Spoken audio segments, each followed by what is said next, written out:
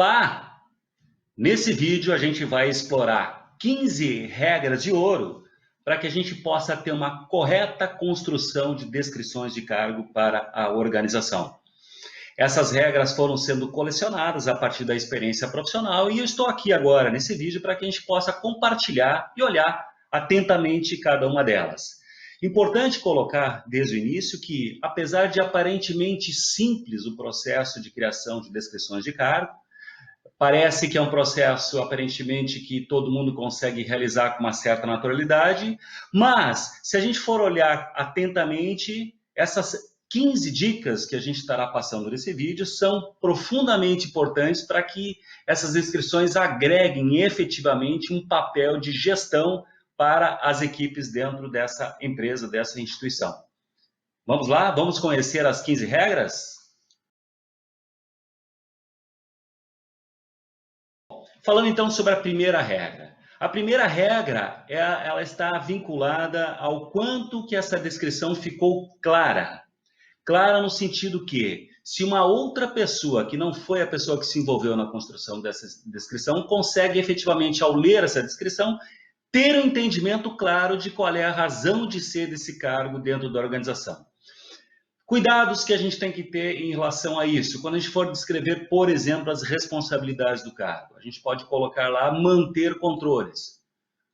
Manter controles simplesmente dessa forma, escrito desse jeito, será que é suficiente para que outra pessoa possa entender o que eu quis efetivamente dizer com isso? Então, o correto, em vez, nesse caso, de manter controles, seria manter controles e atualizações de documentos legais da organização, ok? Então, clareza é uma regra de ouro e talvez a grande regra de ouro. A gente está começando, não por acaso, efetivamente com ela.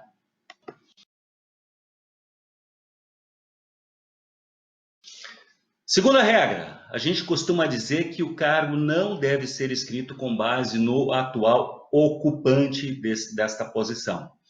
Escrever um cargo, descrever a posição com base apenas naquilo que o ocupante faz, a gente costuma dizer que é uma possibilidade de viciar aquela descrição. Você pode viciar para mais ou para menos. Se a pessoa tiver mais competências do que efetivamente é necessário para aquele cargo, a gente está viciando, então, aquela descrição. Então, isolar o ocupante do cargo. Eu sei que isso é difícil, às vezes muitas vezes complexo. A gente costuma dizer também que é o ocupante que faz efetivamente a operação do cargo, mas esse é o momento da isenção. Tentar tirar a pessoa que faz aquele cargo e pensar exclusivamente qual é a razão de ser daquela posição dentro da estrutura organizacional.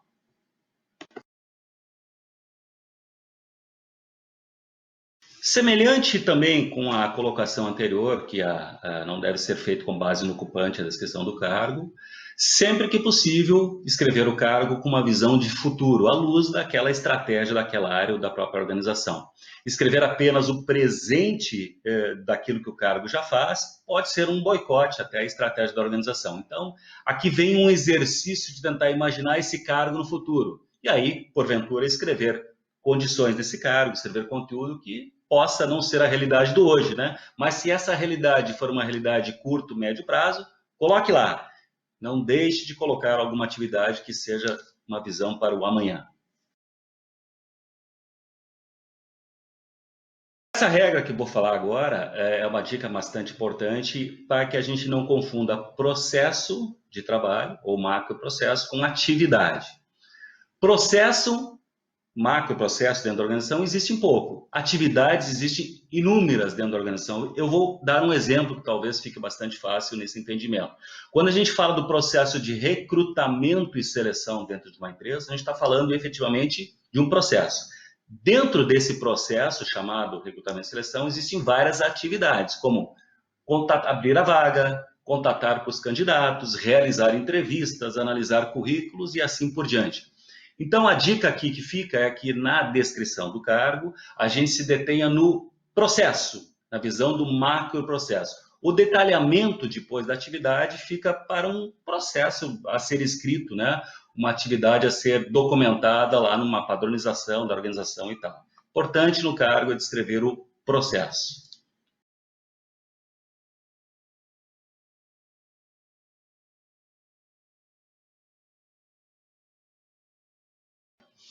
Para quem acompanha o conceito de competências, escrito até nas literaturas da Resolution, a gente sempre coloca aquela figura da casinha, que já deve ser conhecida de você, onde a gente tem o telhado das responsabilidades e o que sustenta o telhado seriam os pilares das competências.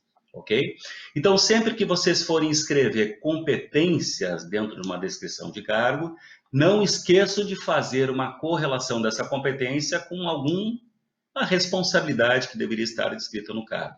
Por exemplo, às vezes o ocupante tem um conhecimento de língua inglesa fluente e ele vai tentar influenciar isso na sua descrição. Então, colocar uma competência técnica chamada língua inglesa que não tem uma correlação com uma responsabilidade daquele cargo, novamente, né, é viciar essa descrição com base no ocupante. Então, sempre olhar se aquela competência faz alusão a alguma responsabilidade descrita no cargo.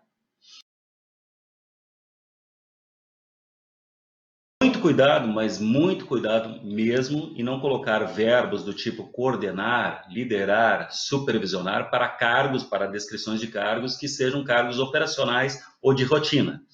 A gente sabe que à luz de todo um trabalho de mapeamento de cargos, de programas de cargos e carreira, a gente tem o fantasma, que é o fantasma da CLT. Então, se o cargo é um cargo de auxiliar, de assistente, cuidado, não use em hipótese alguma verbos que levem para um pensamento de que aquele cargo faz gestão, coordenação, liderança de algo.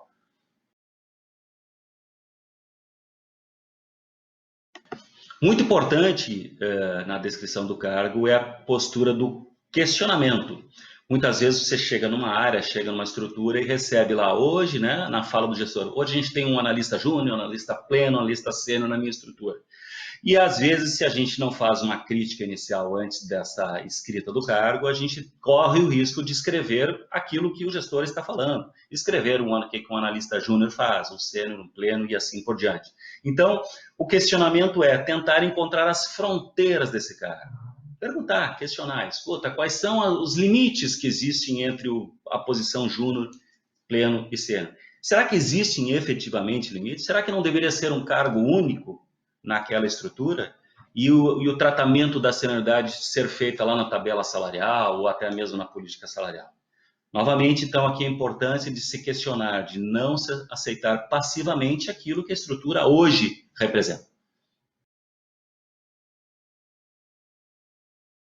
Na hora de definir as competências, especialmente as do comportamento humano, muito cuidado para não definir comportamentos que sejam relacionados à ética, que sejam relacionados à honestidade, por exemplo, né? Existe uma diferença entre valores da organização e competências. Esse exemplo que eu dei, ética, honestidade, são valores da organização. Então, não deveriam estar na descrição do cargo. Pensando sempre que no futuro essa descrição possa ser utilizada para fins de avaliação, para fins de gestão da performance. Então, ética e honestidade são valores, não são competências que podem ser avaliadas lá num outro momento, mais adiante, dentro do programa de cargos e carreira. Muito cuidado para não escrever dentro das competências termos vagos, como conhecimento de documentos, conhecimento, por exemplo, de cálculos. Correto seria especificar o que é cálculos. Por exemplo, cálculos relacionados à folha de pagamento. Opa, melhorou aí a definição da competência. Seja claro, mais uma vez, seja específico para que a pessoa, ao ler essa descrição, possa ter um. Muitas vezes, na preocupação de escrever uma descrição perfeita, por incrível que pareça, isso faz parte do aprendizado também, às vezes as pessoas esquecem de colocar aquela atividade que seria core naquele cargo, seria a principal atividade. Isso acontece seguidamente em cargos operacionais do tipo motorista. Qual é a principal responsabilidade do motorista? É dirigir caminhões, carros, equipamentos, né? Então, antes de mais nada, coloque essa atividade, essa entrega, essa responsabilidade, por mais óbvia que possa parecer. Isso também acaba se refletindo lá na competência técnica, normalmente, né? Que quando o motorista tem na sua principal entrega, por exemplo, dirigir caminhões, equipamentos, qual seria a principal competência técnica? Ter essa habilitação, ter esse conhecimento no processo de direção desse equipamento. Escrever, então, sempre dentro da descrição o que aquele cargo entrega, o que aquele cargo faz, e não o como que ele faz.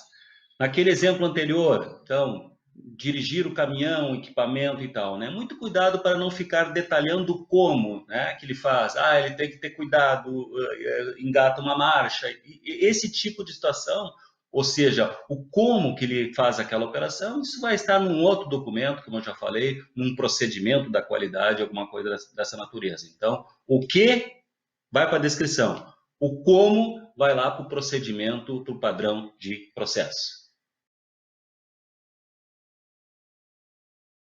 A gente não pode ser superficial no entendimento de determinado cargo. Se o nosso entendimento sobre aquilo que aquele cargo entrega for superficial, a descrição, obviamente, vai ser superficial. Então, se eu não entendi, o gestor está me falando o que aquele cargo entrega dentro da organização, se eu não entendi claramente, deixa eu me aprofundar. Se for um cargo de manufatura, vamos descer lá na fábrica, vamos lá olhar, ver o que efetivamente é aquele cargo, para que a gente possa ter esse entendimento.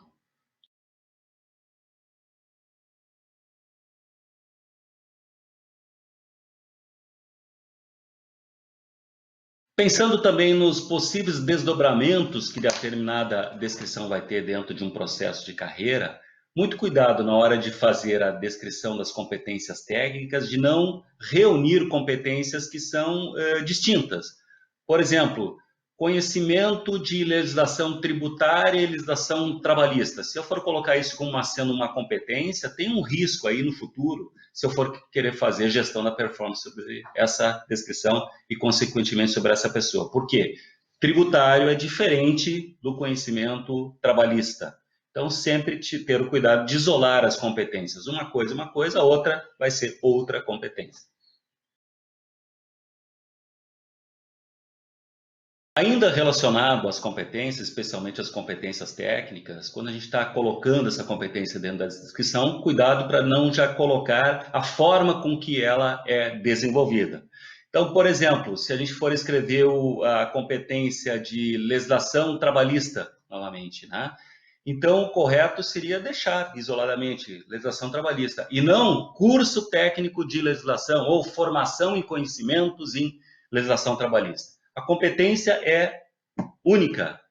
O como que ela vai ser desenvolvida, isso vai ser colocado lá nos processos de desenvolvimento das pessoas, lá no subsistema de treinamento e de desenvolvimento.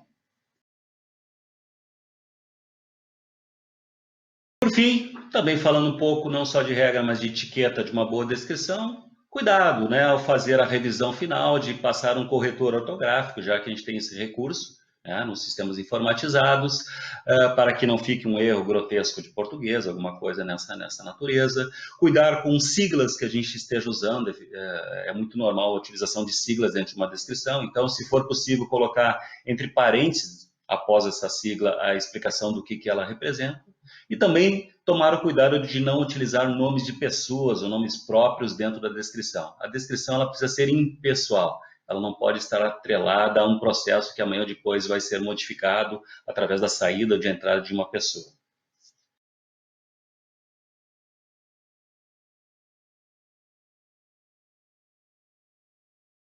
Dessa forma, então, com essas 15 regras, eu espero ter colaborado com o seu aprendizado a respeito das melhores práticas de se conseguir um processo genuíno com descrições claras e que possam agregar, então, um valor efetivo dentro da sua organização.